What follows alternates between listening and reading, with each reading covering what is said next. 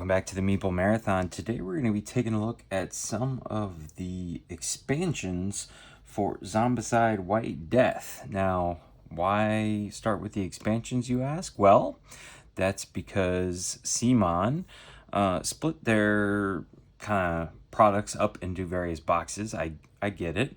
And they did say that you may receive one box and that the second box would be on its way soon, that they may not come together. I get all that. I understand. But I got all my expansions and no core box. So I've waited all this time and I'm still going to have to wait longer. And I get it, before everybody starts jumping down my throat in the comments that this is, first world problems and all that stuff. It just, you would expect a little better from CMON.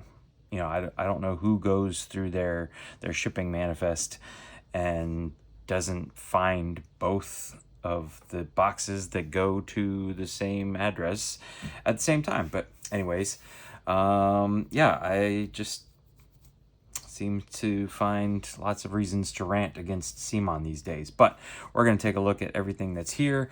We also have the 3D battlements. We have the two other boxes that I honestly don't even remember what these are from. I'm never usually a big fan of these unless there is actually a spot for them to go in like the Kickstarter extras box. I just never know what to do with, single one-off miniatures like this. So anyways, we'll probably take a look at those first, but more than likely here, let's start off with Teenage Mutant Ninja Turtles, because let's be honest, this is the one I was most excited about. I just wish I could play it, but it'll give me time to paint it. So, all right, so we got the shrink off. Here's what the back of the box looks like. CMON always puts this piece of paper on the back of the box, I think, because there's a little QR code that they don't want you scanning for whatever reason, but as I stated here, Zombicide White Death core box is needed to enjoy this set. I guess technically I could just bring the figures in and play with the Ninja Turtles as heroes in like a Black Plague or Green Horde game. And maybe we'll do that. Hopefully, though, it doesn't take me that long for them to ship me my core box, too, in box 1 of 2. I got two of 2 first. So, but it's turtle time. So we got rules and quests. I don't know how much is added. Should be hopefully getting some of the special pizza tokens in the Kickstarter extras box. But yeah, the Turtle Team symbol showing both their membership and access to special rules. Okay. They get special equipment. Makes sense. Taking an ultimate token allows the survivor to flip one turtle equipment card in their inventory to its ultimate side. Okay, so they got some ultimate here. It tells you how to play in Turtle Team in Eternal Empire. That's the next box we're looking at, which is like the campaign, and then quests here, which Turtles on Ice, Necromancy for Dummies. So yeah, let's see how many quests we're gonna get here. I'm gonna guess 10. Rules summary on the back. Let's see here, some additional skills. Yep, 10 quests. So not bad. I think that's all that was in the original Black Plague and Green Horde sets. All right, we got some more shrink here. We have our pizza tokens, and I think these are like chi tokens. This also has something to do with the Teenage Mutant Ninja Turtles playing as a team together. But pizza tokens, we read, help you flip your turtle weapon to the ultimate side, which is cool. So this is Time Crash. So this is very similar to Teenage Mutant Ninja Turtles 3, the movie, where they get sucked back in time, because you can see that it's like their house got brought in. Like, this stuff is way too current for the time setting. Shuriken Joe pawn shop. Like, this should not be in the setting of the rest of the game. here. So we're going to see some stuff that doesn't quite fit, but is fun to just experience here. That looks like a motor or something. I don't know. Yeah, tires. There shouldn't be tires in this Eternal Empire era. Bunny rug. But then you can see, oh, and here's the Pizza Palace with Swedish Run pinball game. I do love the pinball game. I don't know why it's called Swedish Run.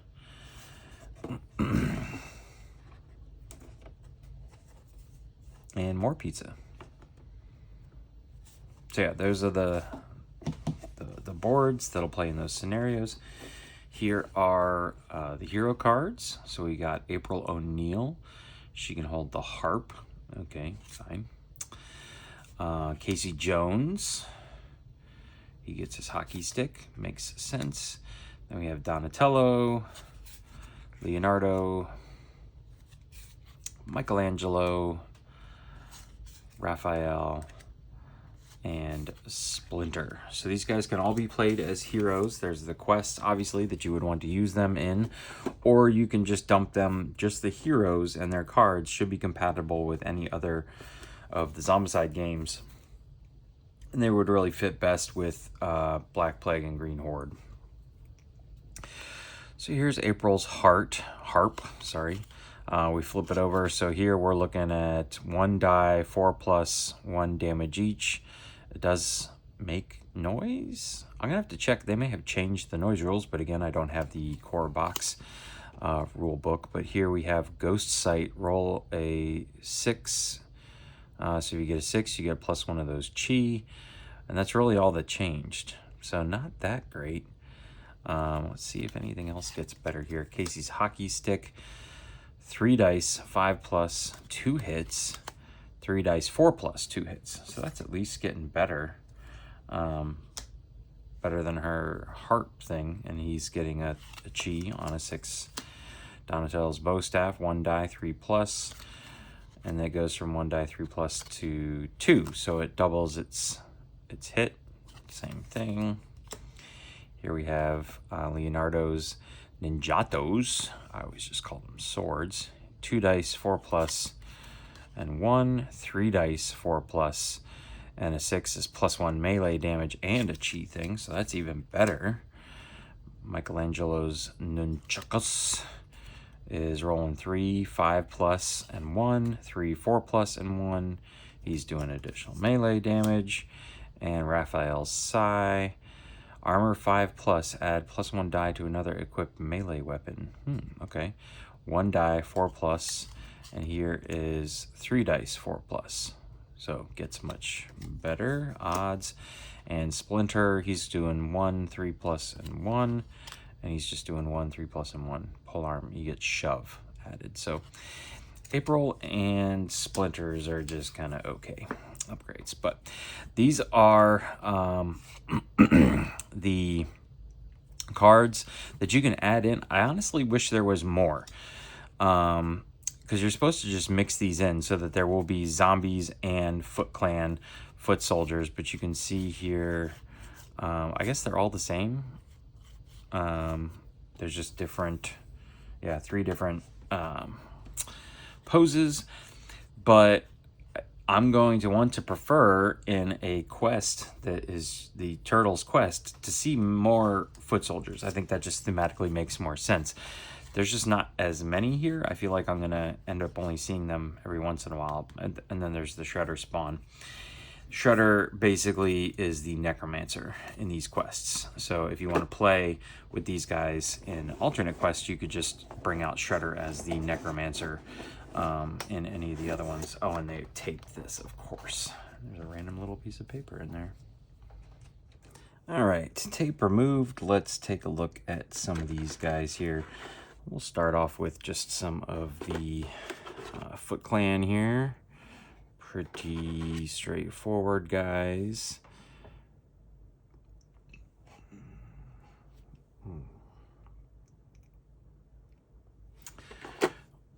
And then we've got Shredder here.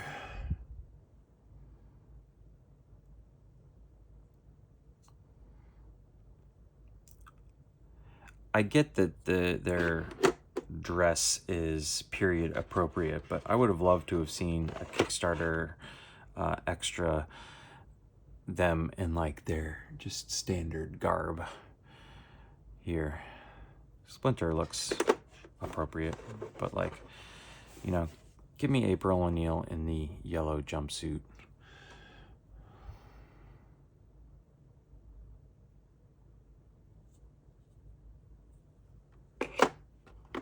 I guess because she's a reporter, I guess that's why they gave her a harp. Yeah. I feel like Casey Jones should be wearing like, I don't know. I don't get the pantaloons there. Anyways, and the turtles here. So we've got Raphael with a big funky thing on his head.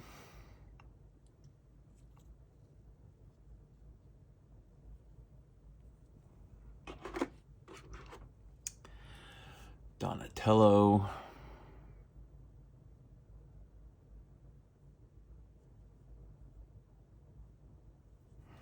At least they're green, for those of you who do not paint.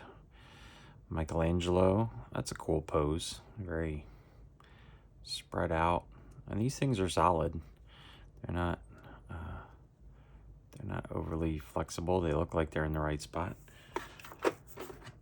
And Leonardo. So yeah, I mean, some decent details here, like the wrinkles on the back of the shell and each individual line in the armor. So yeah, typical CMON quality in their miniatures. No complaints there. Before we jump on to the next one, I was just realizing there's a perfect sized little spot right there. It's not formed fitted, but I'm going to see how well this is going to fit here. So this is Jenica. It says the human-born ninja known as Jenica has taken to her mutation into a turtle better than most expected. Okay. So 1 miniature, 6 pizza tokens. Interesting. 1 survivor card, a hero card, 3 equipment cards, and 1 reference card. Okay, so decent amount of stuff going on in here. Well, that's not cool. Yeah, not the best way to... okay. So here are the 3D pizza tokens. Let's take a look at those.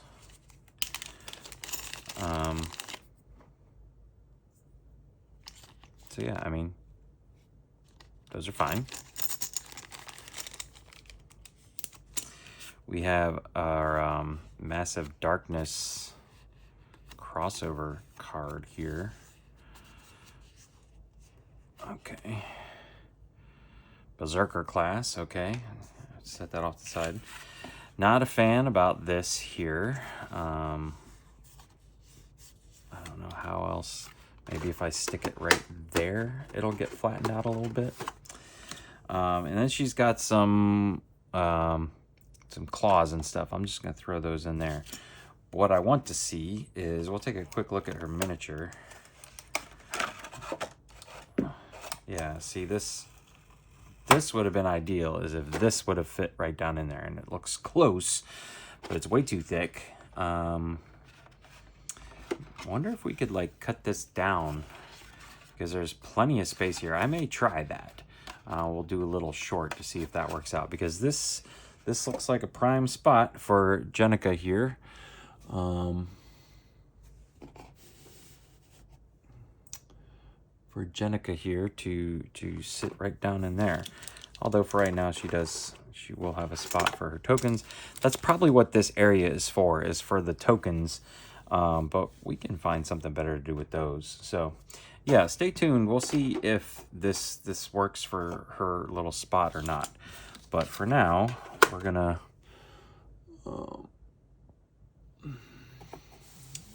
we're just gonna try and smush that back in there just like this to see if we can't flatten it out a little bit. All right. Get her little box out of the way. Because honestly, a lot of times what I do with stuff for Zombicide is I keep the punch boards, and like this pops up, I'll use it, and then I'll just punch it right back in, and this is how I store the game.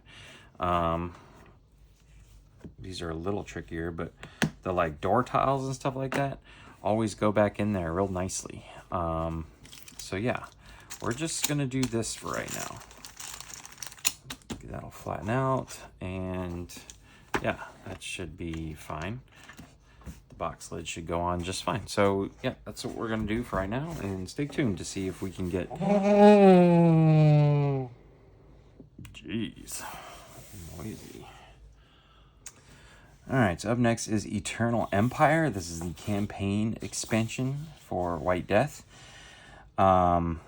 Here's what the little back of the box looks like. We got 6 new survivors, 8 new brutes, 1 abomination, some statues, and 4 game tiles.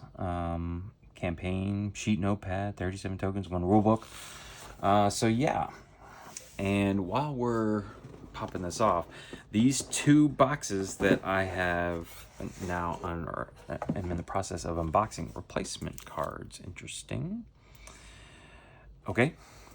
Were the only 2 Kickstarter exclusive? No, I don't even think these were Kickstarter exclusives.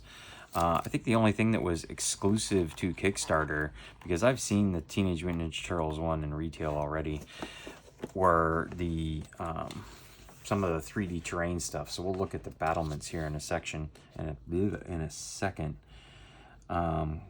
Clovis from Black Plague may replace his blue skill or either of his orange skills with one of the G skills written on the card. So yeah, there was this was the beginning of my I'm only gonna back but so much of CMON's stuff, and eventually I'll pick it up cheaper in retail. Oh, there's more chi there. All right, so these tiles we're just gonna briefly look at. They don't look to be quite as fun as the Teenage Mutant Ninja Turtle ones, but still some nice artwork here. Boom, boom. I don't know what's going on there. Yeti, maybe? Dead Yeti?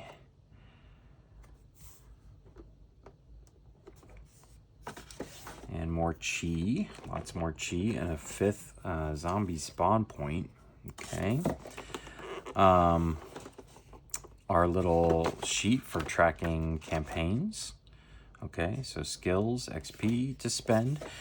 And then this interesting, I don't know why they did it this way. This little spot comes off,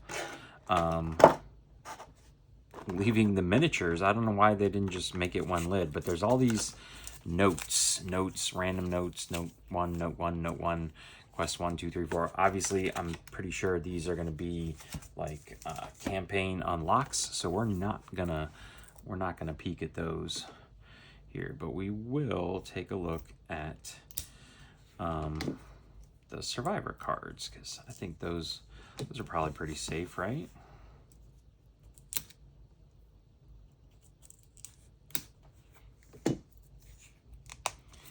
So to my knowledge, there's never been a CMON produced campaign for a Zombicide game.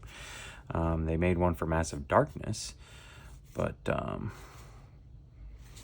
so this is interesting. Some like this guy is in the core box here, so wonder if they changed their 1, 2, 3, 4, 5, 6. 1, 2, 3, 4, 5, 6. Or maybe not. Maybe they didn't. Maybe I'm just thinking wrong. I don't know. No, the tiger is not in here. So, yeah, here are some of the characters. I don't know at what point this guy's on the cover of the box. He must be in there somewhere.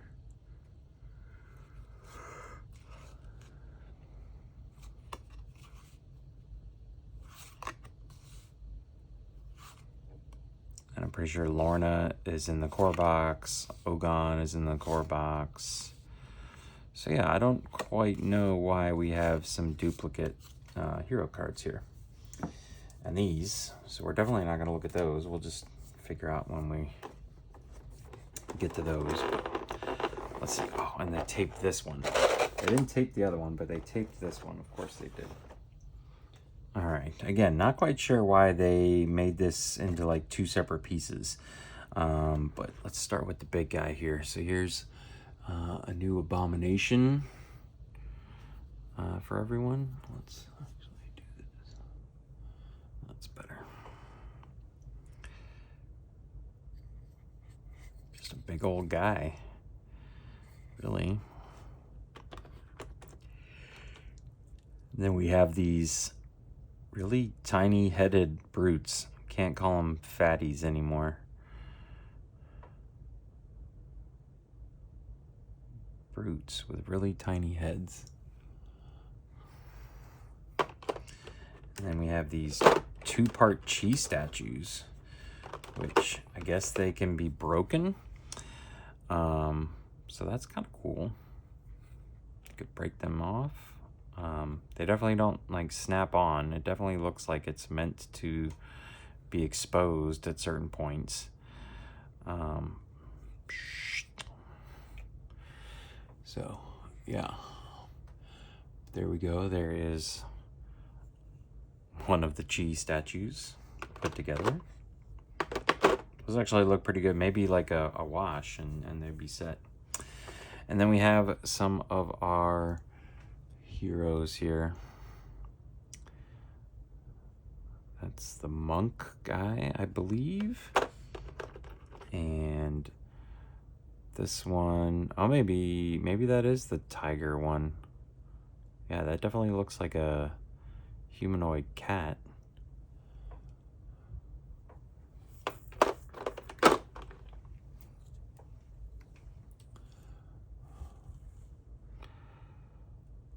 That's the, I think he's like, this guy's like a monkey man.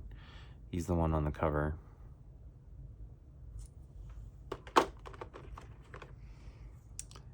And this looks like just a regular human.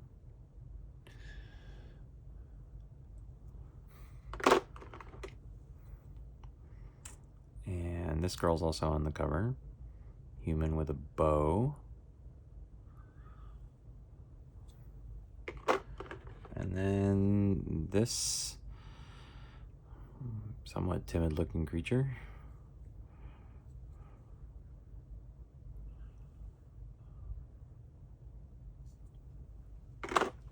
All right, so that is Eternal Empire. Don't know if these guys go with Eternal Empire or not. So these guys' cards came in a little sleeve, and they are in much better shape than just Jenica here. I don't know where these guys will end up, but we have Mr. Archer dude here, and then this other one, her name is Chang E, but if you look at how it's spelled with all the letters together, it's basically change. So she might be an interesting character.